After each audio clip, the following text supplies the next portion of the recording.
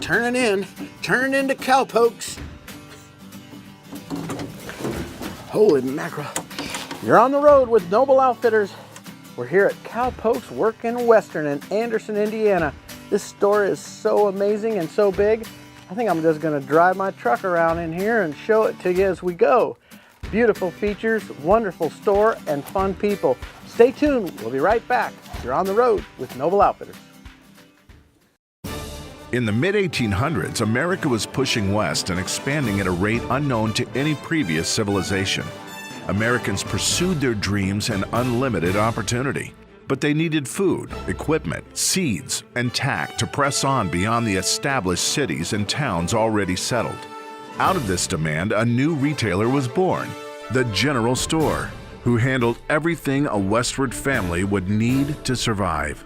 Today, these retailers provide rural Americans the same materials, service, and expertise that made them invaluable over 150 years ago.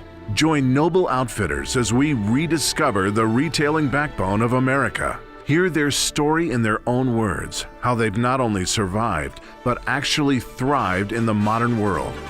Come along as we go on the road with Noble Outfitters.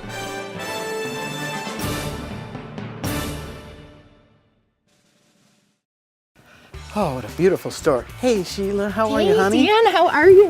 Good to see you. Good to see you. How's everything been? Gosh, what a beautiful store this is. I know. I've been good. I've been on the road. So I want to introduce to you Sheila Skinner. She's one of the original Noble Outfitters salespeople. We really appreciate what you're doing out there. 3 years now, so yeah, definitely. It's been great, and you know it's great because these stores need service. You know, it's like a lot of our stores, these farm and feed stores, that are in the middle of no man's land a lot of times, and you guys got to drive out there and help them stock their stores and tell them what they need and what they don't need and what's going on. So the service you provided them is very valuable. Yeah, definitely. And Cowpokes has been such a good account for that. They're such a big advocate of Noble Outfitters, and they really listen to what we have to say as a brand. You know, anything we recommend that their store should carry and what their customers need, they're like, let's go, let's do it. And I can't wait to talk to Jeff and Lynette Boone, the owners of this beautiful store, because they get involved in local charities too. And I understand there's a group called the Agape Writing School, and they take kids from the blind school, give them free boots, and take them out to the Agape Writing School, and they're able to go out and ride and do things out there and have fun. So that's local stuff, that's local things that the local stores do to take care of the local community. And our whole show is all about going around this beautiful country and seeing these stores and celebrating the fact that they were the first stores when the settlers were coming out. They were the first stores that were supplying them with all they needed and supporting them, and sometimes not getting paid because the crops weren't good or whatever. And so, you know, we're just trying to support the local independent dealer out there that's out there making a living, and not so much the conglomerate, you know, box stores that people are shopping at. You know, shop local, get into those local stores and help those folks out, because they're the ones that are helping out the local communities. Yeah, definitely. Small town business is where it's at. So this store is amazing. I mean, it's a beautiful store. I mean, you know, we got old Rusty here. Old Bessie parked right in the middle of the store. Yep. I drove in on old Bessie here. But it's fun to just see the merchandising that they've done. They did such a beautiful job of merchandising the goods. And they've got a great boot selection. I understand they've got over 6,000 pairs of boots here. Yeah, I know. And, you know, tons of different things that the consumer needs. And I can't wait to get a look around and see the whole store. They've got an embroidery section. They shape hats. I'm going to learn how to shape a hat later on during Jeff the show. will teach you. So these stores very much appreciate what you guys are doing out there to go into their stores and help them. Yeah.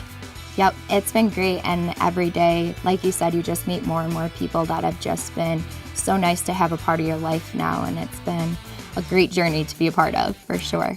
Good. Well, you're going to have to show me around here and introduce me to everybody. Yeah, that'll be sounds fun. good. Let's do it. Love to meet the owners and learn how to shape hats and see what else we got going on here. Sounds good. Let's go. All right, sweetie. Thank you. Thank you for all your hard work. Yeah, no problem. You're on the road with Noble Outfitters, and you're on the road with a mobile noble, Sheila Skinner, and myself will be right back at Cowpokes. Stay tuned. You're on the road with Noble Outfitters, and I have the extreme pleasure to introduce you all to Jeff Boone and Lynette Boone, the owners of this beautiful store, Cowpokes. Jeff, it's a pleasure to meet you. Thank you. Lynette, Thank you. pleasure.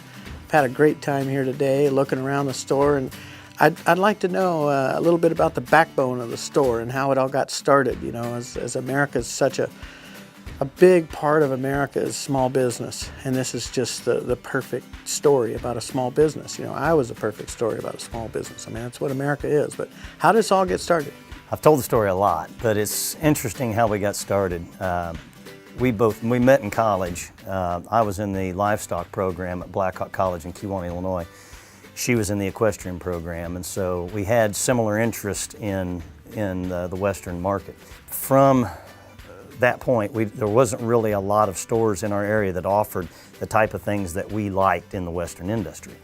And so a friend of mine and his girlfriend at the time, wife, we'd often joked around while we were in college that maybe we should come back home at some point and start a store. We got married, and we had our honeymoon it was in Jackson Hole, Wyoming. So we were on a ranch, we visited the stores in Jackson Hole. We came back, and a buddy of mine called me, and he says, hey, you know, we all talked about that, starting a store thing. He said, you want to do that? I said, absolutely. So that was in July, and by November we were open.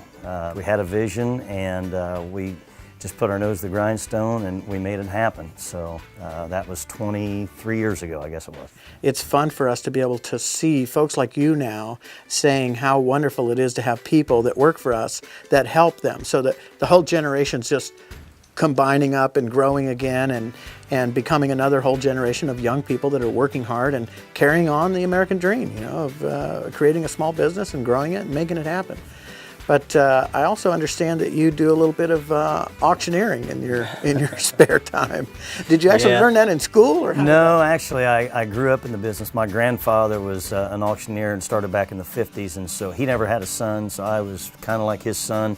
I grew up in the business from day one and been around all my life, so it's in my blood. And we do quite a few auctions on site at our facility. We do them off site at other people's facility. We do land, real estate, but 4 days a week I'm a car auctioneer in Indianapolis. So really? That's been our bread and butter since we started the store. It allowed us the flexibility to be able to battle some tougher times. Exactly. and to grow the business without pulling anything from it. And you know, that's typical. There's always tough times, right? We've met so many different people that have had stores around the country, and I remember one group was telling me, his husband and wife, says, you know, she was a teacher all through the time that they were trying to get the store to be successful, and if she wasn't, you know, they weren't going to eat, and even at that point they were eating Hamburger Helper, you know, so it was just lean times, but that's you know, it's what makes it all worth it, you know. Sure. Work hard to get something done, and well, that's great. You're truly an American small business success story, and that's what the backbone of this country is all about. So, well, it's a pleasure meeting you folks, and I thank you for your hospitality here today, and I really congratulate you for creating a wonderful atmosphere and being a local store in a local community, giving back to the community from a charity standpoint, hiring local people, and just doing a great job. So, God bless you guys. Thank you. Thank you, and thank you for producing a product line that really works for us and our customers. We appreciate that. Thank you. You're on the road with Noble Outfitters. Coming up next on the Noble Child of the Week, you're going to meet Mackenzie Boone and Gunnar Boone, and you're going to find out how Mackenzie is creating a business out of these beautiful scarves, and Gunnar's going to auctioneer them off someday. Stay tuned.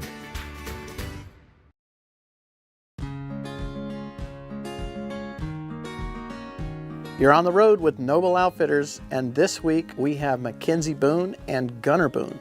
How are you guys? Good. How are you? It's a pleasure to meet you. Good. How are we got you? a brother-sister combo here. All right, tell me a little bit about yourself there, Gunnar. What do you do outside of school? Outside of school, I ride horses, show horses. It's pretty much What's your horse's name? Scotty and Trouble. Oh, you got two. Yes. So the type of riding you do is what? What types of events do you do? I do contesting, which is barrels, pulls, flags, all that. And then I do Western Pleasure, horsemanship, showmanship. I love to watch the barrel racing. It's Yeah. fast. So Mackenzie, how about yourself? So I understand you're, not just enjoying going to school and wanting to take more business classes, but you also have a little business now. What is your business now? My business is called Sew Beyond, and I home sew infinity scarves.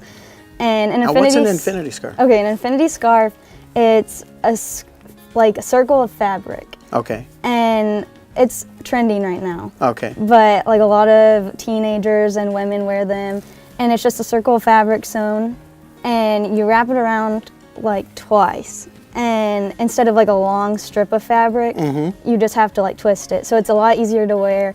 And I've created a scarf with a pocket in it with a zipper. So if you're going to a game, it makes it easy. Like you could just put your money and phone in there and you don't have to worry about carrying a purse around. Or if Okay. you're traveling, it makes it really nice so you don't get the pickpocketers or like someone stealing your money or your phone. Wow, where do you sell them? I sell them here actually. Is this one of your accounts? Yeah, Me too. yeah. I don't have them anywhere else yet. But We're co-partners here. yeah. Well, if you ever need any help in figuring out how to get bigger in the apparel business, just let me know, because I've done a lot of that. I've learned, all the different aspects behind, sourcing the fabrics and getting the product made, and there's a lot of activity that goes on with that. But if you do it right, you can make a good living at it. Yeah, I heard you're really successful in business, so Well, I'd like to learn from you.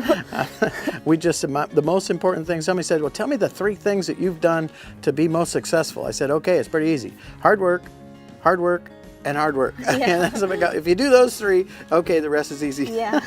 Well, you have to pay attention, but really it is all about just dedication and hard work. So, well, that's great. Well, you're going to be a fashion designer and a fashion company, and Gunnar, you're going to be the #1 auctioneer in the company and the whole country here pretty soon. And it'll be fun watching you two grow up and find your dreams and make your dreams come true. I think it's great to see your ambition and your drive behind that. I understand, Gunnar, you did something in school with something about, trying to keep the kids from going the wrong way and getting involved in the wrong things. And, in today's world, it's just, there's so much stuff going on that you don't want to be involved in. And a lot of times, in school, it's just around you, and you end up getting involved in drugs or drinking and something. So tell me a little bit about that program that you were involved in. Well, I was showing horses, and Mom was posting stuff on Facebook and stuff, and the people that were doing this campaign, What's Your Side Effect, they saw that and they contacted my mom, and they thought it was really cool to have someone that was in the horses and stuff, and so it just went from there, and we got together and talked and did the video, and it was pretty cool. So it was a campaign to show other kids that this is something you should be doing instead of drugs and alcohol. drinking or whatever else. Well, that's great. Well, I can tell you something. I've never touched a drug in my life, and I never will. And it's an epidemic out there, I can tell you. So do yourself, your parents, and everybody else a favor and stay clear, because it's just not necessary. It's just, there's nothing good about it. Yeah. Yeah. Well, great. Pleasure meeting you guys today. Thank you. Gunnar, Nice meeting Mackenzie, you. it's my pleasure.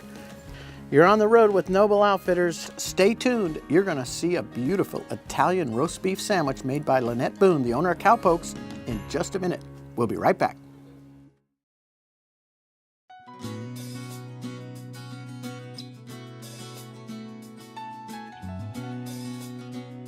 You're on the road with Noble Outfitters, and this week on the Recipe of the Week, we have Lynette Boone, the owner of Cowpokes, going to tell us a little bit about a wonderful sandwich called the Italian roast beef sandwich. Yes.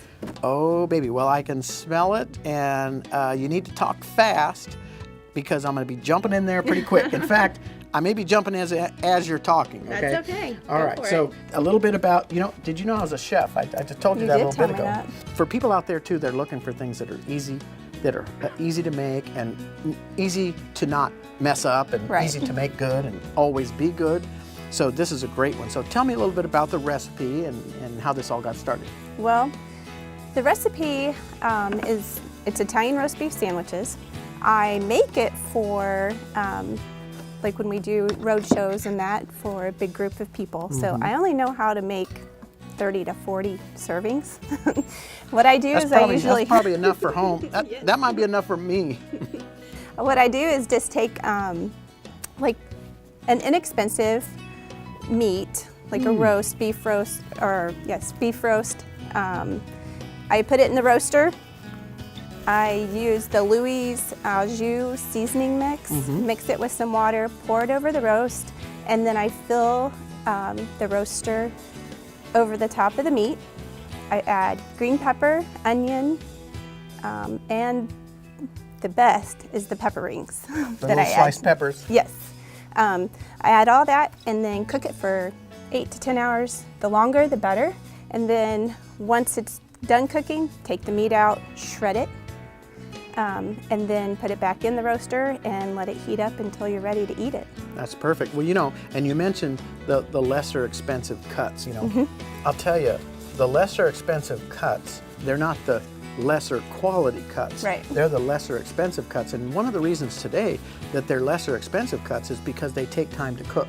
And today's consumer is looking to cook things quickly. So they want a steak or a chicken breast or something fast.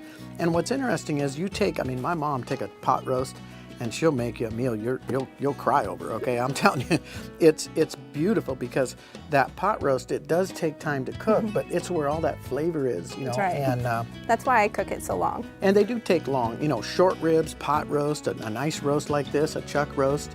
It's a beautiful dish, and it stays moist and it's so tender. Well, I'm really glad you shared this with me. And Did you like it? I did like it. I hate to drool over myself here on the camera. So, you know, you can go to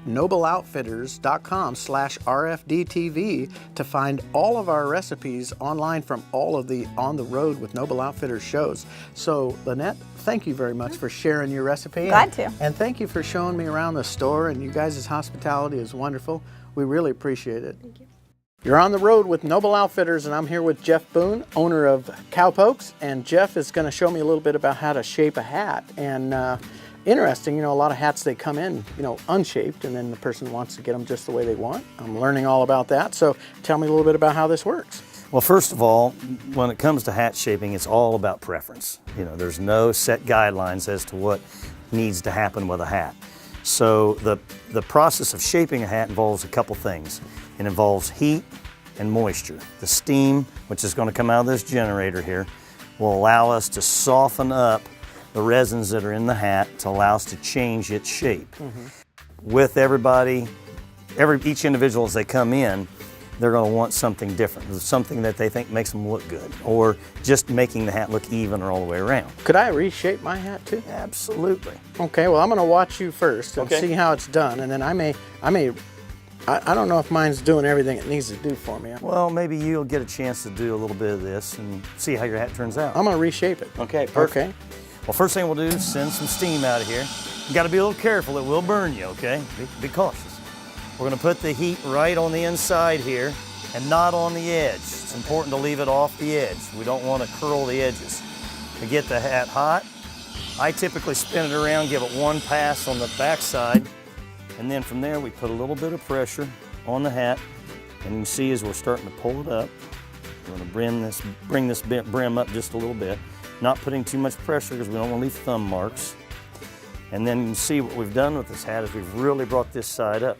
See, it's completely different. Yeah, I mean, Yes. this one's down It's down. and this one's more up. So if somebody wants a little more tapered look, Put the same amount of heat on this side. Again, give it a little quick pass, keeping our hands out of the way. You'll learn the hard way if you do it a time or two. Give it a little bit of a bend. We like to pull it around, look at it going straight down so we can kind of get an idea of what the shape is. And you'll see we pulled the sides quite a bit up on this hat. wow, that's amazing. I'm going to try to reshape mine. What do you think about this? I could do a little something to fix this. I think you ought to bring it way up on the sides. I think you ought to try to do that, yeah. All right, Wanna okay. try it? I'm going to try it a little bit and see what I can get to do here. Okay, so. Not, Watch them hands. hey, that's hot. Faces are free. Cool. Quick pass.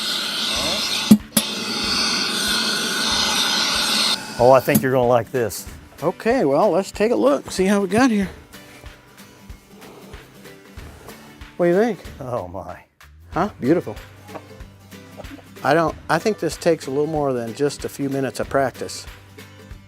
Hey, you guys, you're gonna need to buy this hat right now. It's a professional auctioneer, all right? We're gonna start out at 10 bucks, all right? Who wants 10 bucks? 10 bucks, 10 bucks. 10, 20, I get $10 on him, now 20, now $30 on him, now 25, got him, now 30, now fine, 30 bid, fine, 40. Hit now 5 here, now $50 on him, now pine, now $60, put it in 5, and $70 ought to get a pine, but if it get 80, and $80 ought to get a 80, pot, 100, get down that guy's 100 and a quarter. I got a $100 bill and a quarter, but if it get 125, 50. I get 1 and a quarter, but if it get 1 and a half here, but if it get 75, 175, but if it get 175, sold it for $150. Thank you. I love it. You're on the road with Noble Outfitters. Join us next week. You never know where we're going to be next. We'll see you then. I had a great time here at Cowpokes working Western and Anderson, Indiana. Hope you all did too. Join us next week. When you're on the road with Noble Outfitters, you never know where we're going to end up next. We'll see you then. Come on, Bessie. Here we go. Okay, baby, here we go. Where are we going next? Nobody knows. Holy mackerel. Whoa, Bessie, whoa. Oh, I better come down a low gear a little bit here. There we go. All righty. Oh, I missed the boots. Come on, Bessie. Here we go.